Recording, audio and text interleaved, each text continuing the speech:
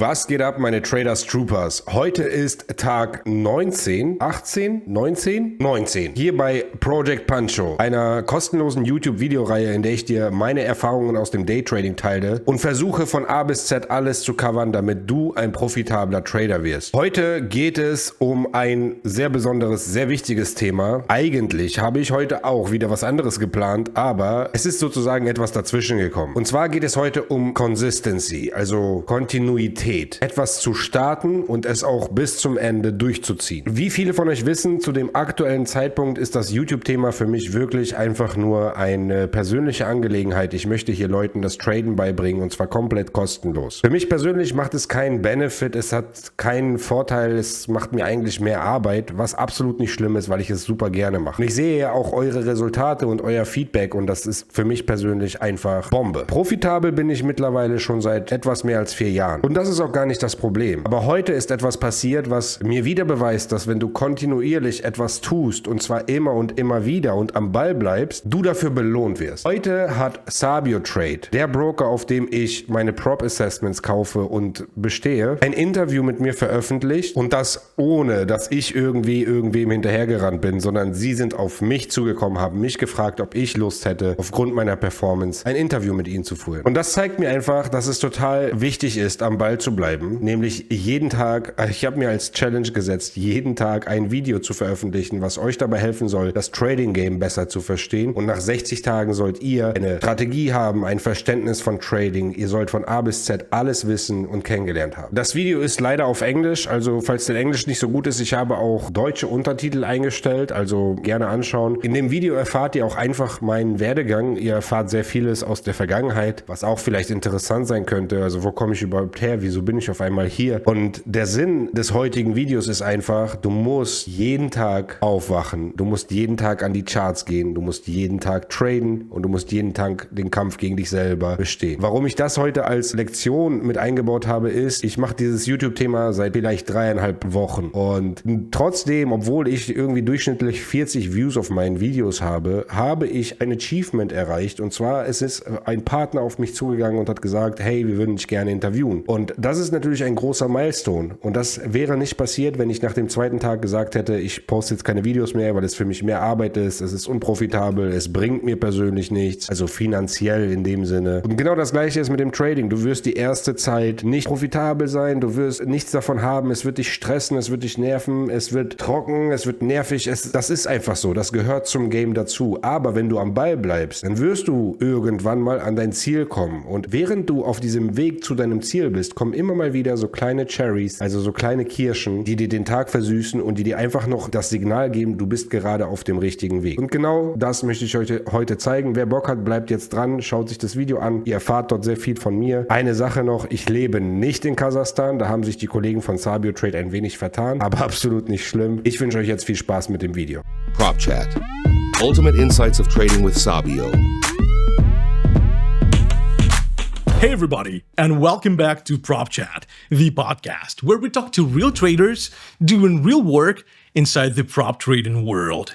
Today's guest is Pasha, also known in the community as Pancho. He's a professional crypto futures trader with over 10 years of experience, currently trading with Sabio Trade. He's also the creator behind the YouTube channel Pancho Pasha Trading, where he shares his trading breakdowns. In this episode, we're digging into the real pros and cons of prop trading, how it compares to trading your own capital, what to watch out for, and whether staying funded is actually harder than getting there.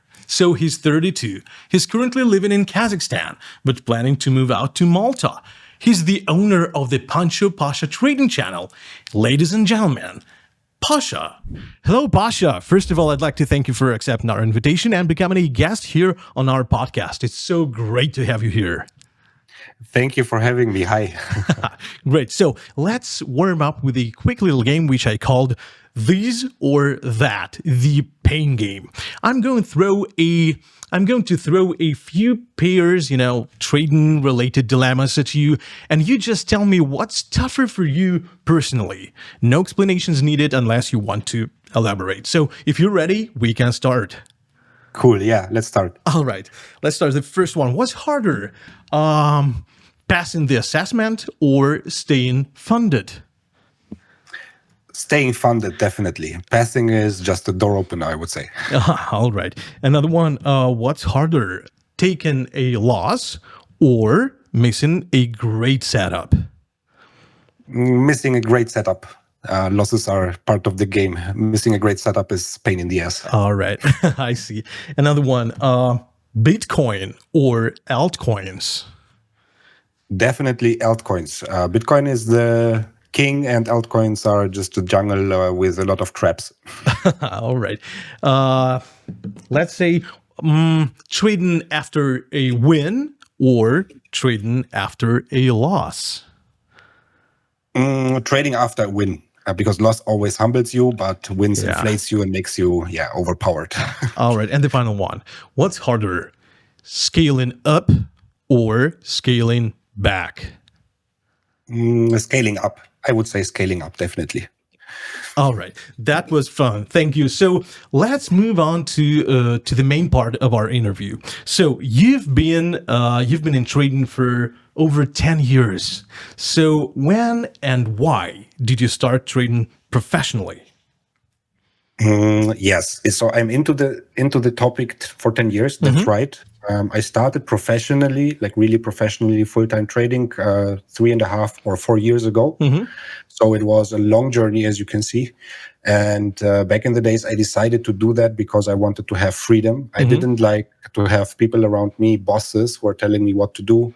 I didn't like to talk to clients or do whatever other people want instead of what I want. So that's the reason. So speaking of your past, speaking of your experience, what's this one thing that you used to believe in about trading, I don't know, like 10 years ago, that now actually makes you, I don't know, makes you cringe? If I think about it, it would make me cringe now if I would still believe that there is a holy grail or the one indicator that makes you rich overnight. If the search for this shortcut, because there is no shortcut. So let's make it clear: there's no holy grail. There is no holy grail. No. All right. No. Okay. May I ask you what was your biggest personal loss over these years? I mean, how did it happen, and what exactly went wrong? And if something like that happened, how did it really change your approach? That's a tough one. Yeah. Even now, thinking about it is really hard, but it was part of the journey, definitely. So back in the days, I had I tried futures trading, and I put like my own $5,000 into an account, into a broker, and started trading. I had also a little bit of knowledge already, and the markets were positive towards me. So I made almost over $30,000 just in 4 days. It was so quick. Like I was thinking that I'm the superhero of trading.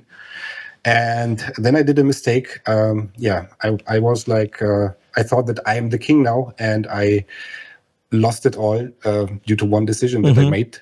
So I left in the end with $2,000, and this opened my eyes. It damaged me emotionally. It also opened my eyes about how the realistic market works. Right. Yeah. And since then I have, I see the market as my mirror. So it is always showing yourself and how you are. And if you are undisciplined, you will get the result. If you're thinking about getting into prop trading, but feel like you're not ready yet or don't know enough, there's some good news for you. That's fixable. Sabio just dropped the 2.0 version of their Trading Academy, and it's seriously worth checking out. No boring feed, no theory written by ChatGPT. It's all real content from real traders who've been through it. You'll find courses from pro traders, expert reads, webinars, and even personal mentorship. If lack of knowledge is what's stopping you from going prop, Sabio just solved that. All right, let's get a bit personal. What's this one non-financial decision you made in your life that actually oddly prepared you for trading? It is definitely the part to cut off toxic people, people who have negative energy towards you. And you identify those people if they try to manipulate your mind. Like if you think you are convinced that you can do something and you want to do something, people from outside who are telling you you will not do it, you cannot do it, you need to cut them off because they are not part of the game. They are not part of your energy, and they will just that's make wise. your life harder. Yeah. So you, sir, are into crypto trading, but why do you prefer this market? And what are your, favorite assets? I prefer it because I started, or I don't want to say I got lucky, but I got onto crypto very early. So I was in spot market, and even back then, crypto always is a chaos. It is an up and down, and not like small up and downs, but it is big up and downs. It is like really chaotic. And me, myself, I am also very chaotic. I see myself in this volatile, emotional rally, as you see in the Bitcoin, for example. So there's just crystal clear movement. You have a lot of opportunities during the day. And my favorite assets would be definitely Ethereum, if you want to have like clear moves, clean setups, clean structure. If you want to have volatility, I would jump on like Solana or AVAX. And the Bitcoin, of course, because it's just the king of crypto. This teaches you discipline to hold positions for long times, for example. All right. So you said chaos. You said chaotic. So being in the middle of that chaos, when and why did you decide to try prop trading? That's actually very recently. So it was, I think, 1 year ago, 1.5 years ago, I came across this topic, like funded trading and prop firms.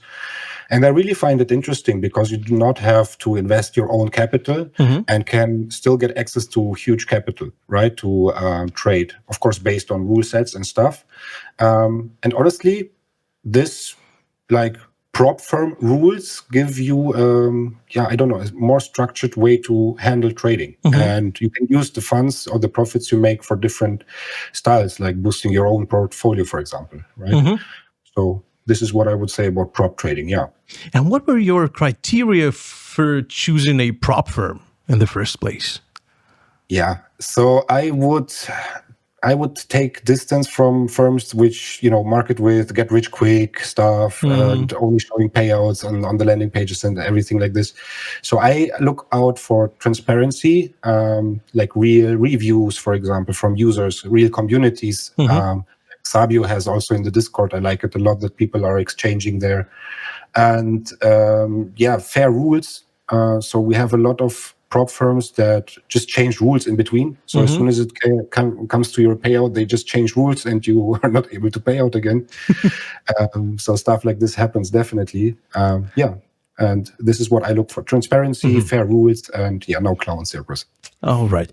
As you probably know, sir, there are many prop firm models out there, like one-step or multi-step assessment, scaling plans, fixed drawdowns, or no drawdowns at all.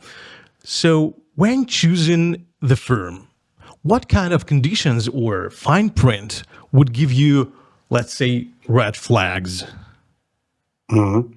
Yeah, that's also very important. Of course, anything that looks like a trap. So every promise they make, like, for example, get rich quick, as I said, but also the rule set. The more you can find out before you purchase an assessment or create an account about the rule set, the more transparency you have in the firm. So, for example, if they have tight time limits, so they make you overtrade because you do not have enough time to pass the challenge, for example. That's definitely a scam, I would say. Or if they have no real track record, no real community, then it's also probably a scam, I would suggest. What's one thing you wish prop firms would be honest about on their landing pages? Yeah, I would definitely wish for a title on a landing page that is saying most of you won't pass. And as an addition, it should say, and that's on your mindset, not on the rules. So a lot of people, forget that it is, of course, not their own capital, and this prop firm's giving you the capital. They trust in you as a trader. So you have to stick to your skills and control yourself, your emotions, and everything. Yeah, that would be nice. So let's talk Sabio. Why did you end up with Sabio Trade? That's actually very interesting. Sabio Trade came to my attention because it has, I think it has like the less, or how do you call it? Like it doesn't have such a strict rule set. So theoretically, I don't want to suggest anything to anybody, but theoretically on Sabio Trade, you can pass the assessment in one day. Like they don't have like this, timely stuff that limits you for you have to go for 3 days or make profits 50-50 for 3 days, stuff like this. It's a really loose rule set, but still you have tight drawdown limits, which makes you think about risk. And this is very cool. So you have a lot of good aspects to the challenge, not too many rules. And of course, you have a very nice interface. I really like the platform. Yeah, visually, the platform is absolutely stunning, absolutely beautiful. So could you please tell us about your assessment? I mean, how long did it take? How many attempts did you make? And what strategy did you use to pass it? Yeah. Very good question. So in the beginning, I was using Sabio very experimental, I would say. So I tried out a lot of things, a lot of stuff. And then I think my first assessment, I passed within 2 days. And I did it on live stream, by the way. And the second one, I think I needed like a week or so, or 3 days, something like this.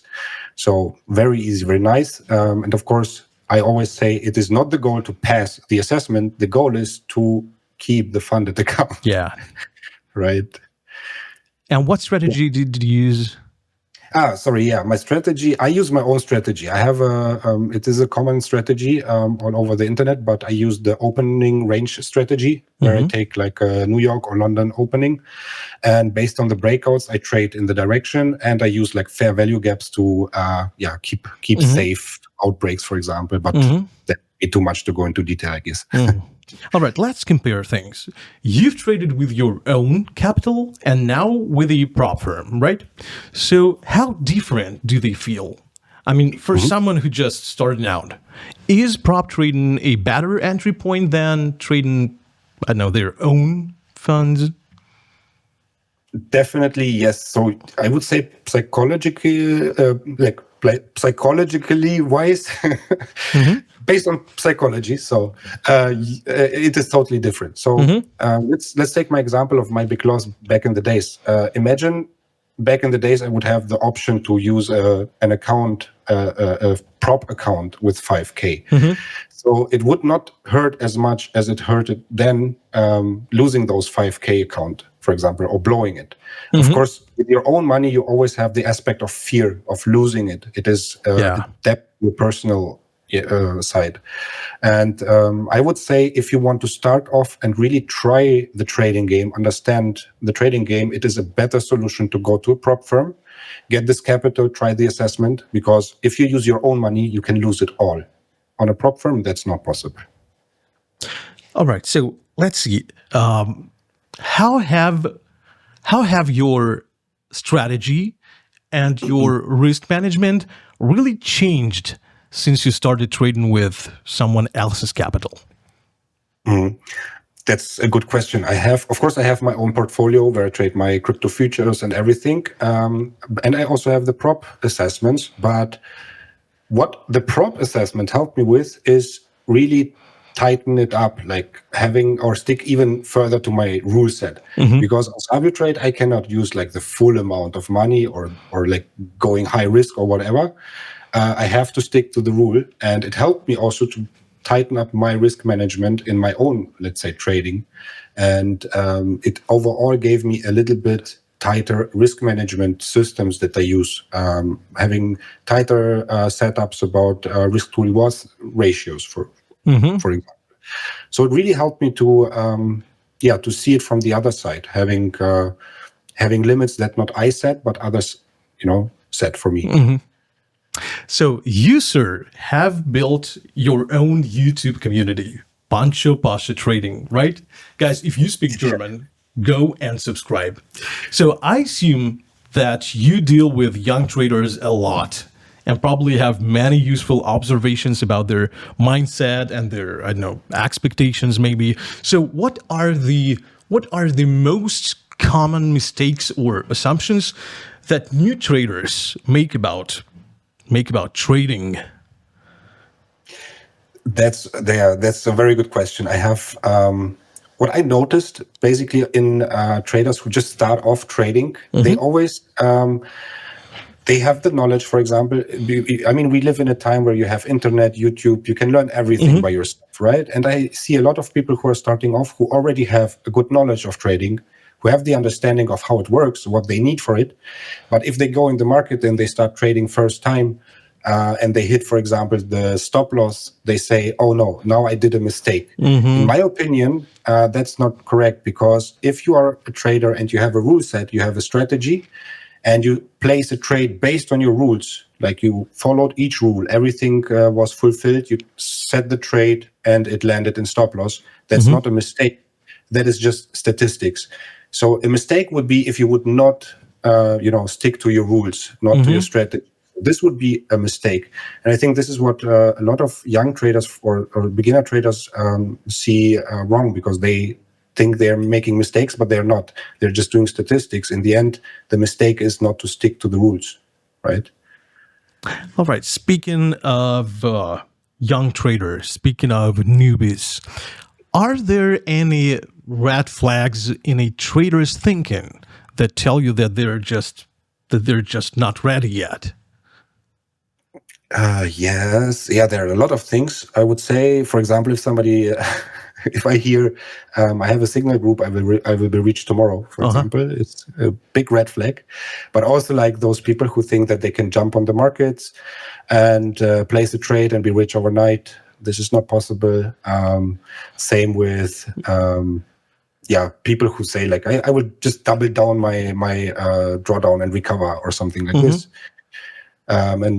Especially if you talk to traders, nobody will really talk about their balances, their profits or money. They will always talk to you in terms of risk to reward ratio. They will ask you, what is your risk to reward ratio? That's wise. Yeah. Right. Yeah. This is what I would say would be a red flag, of course, in a trader mindset.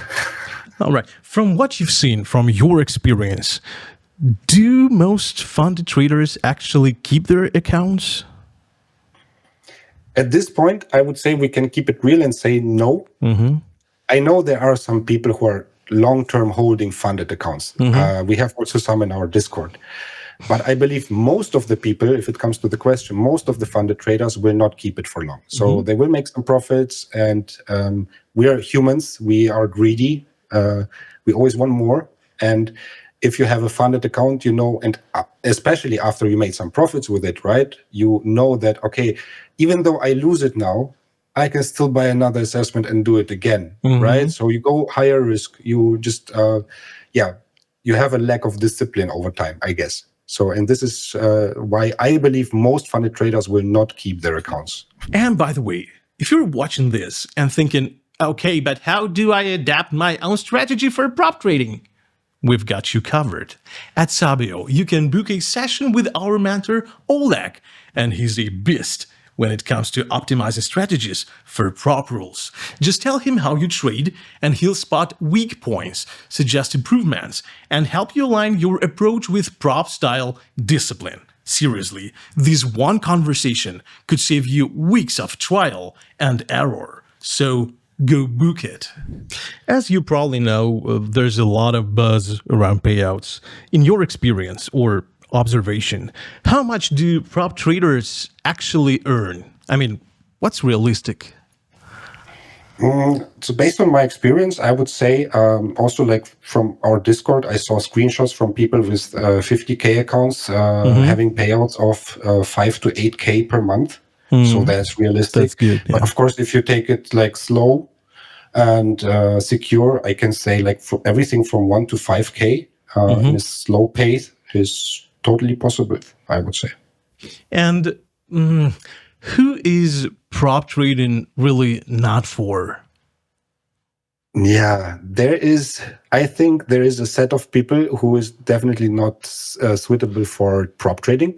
That's those people who are searching for dopamine, external validation, shortcuts. So this is no shortcut. You have to be disciplined. So basically, prop trading is for those people who can do boring stuff very well, every single day. Do you personally have any, specific goals regarding your prop trading profits? Like maybe buying a house or a yacht, or do you just go with the flow and see where it takes you?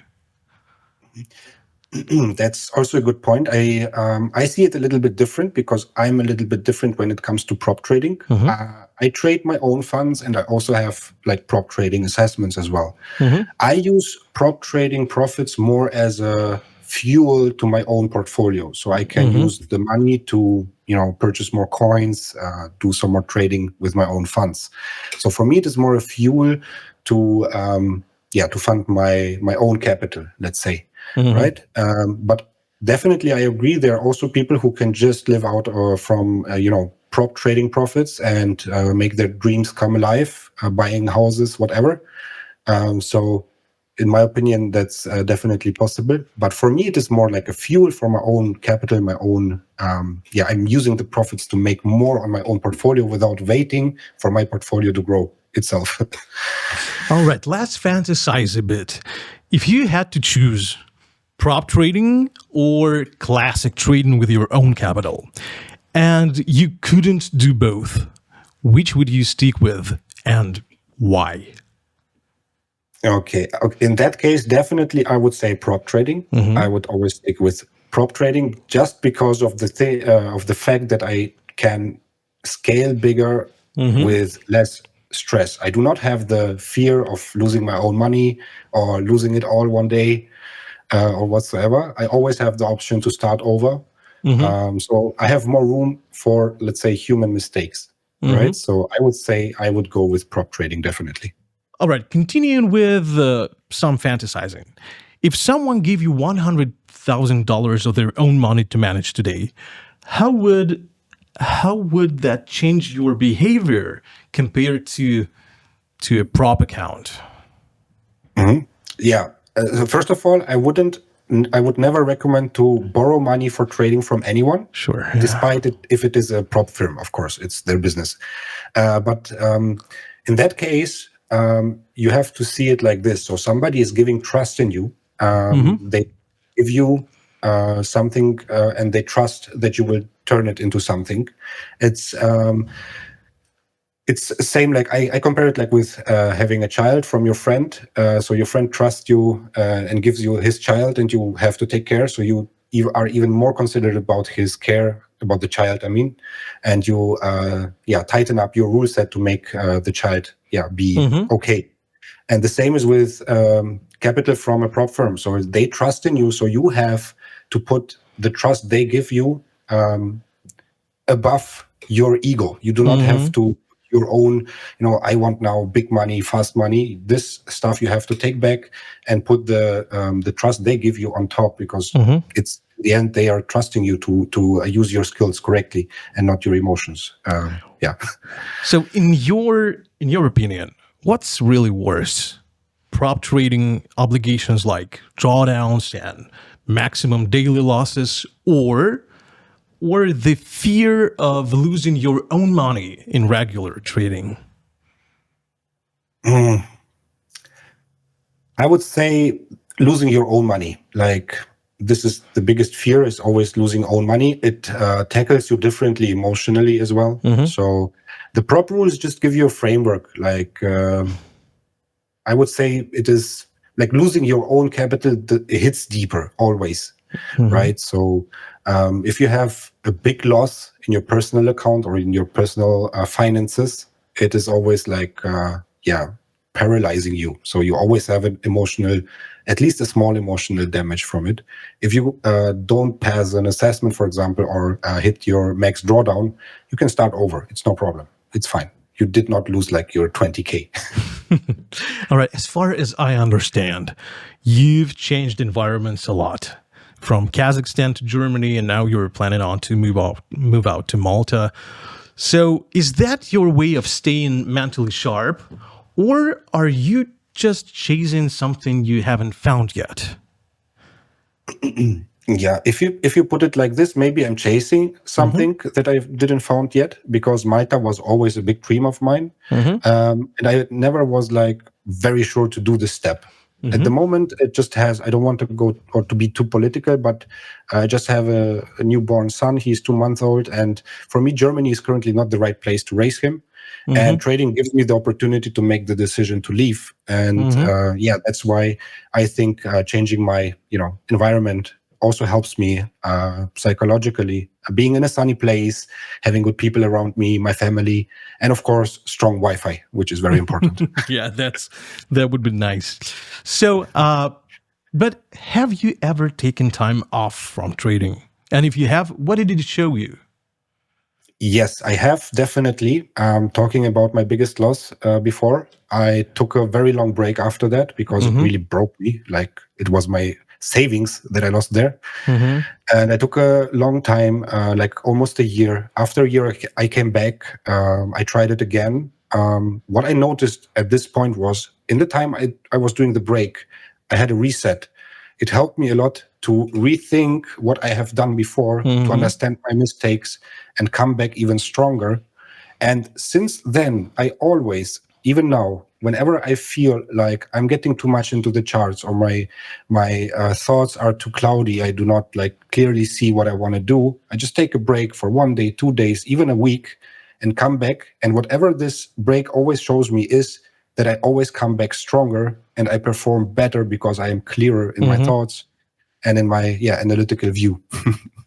All right, and the final question is here. If you could give one brutally honest piece of advice to someone considering a prop challenge, what would it be? That's a good one.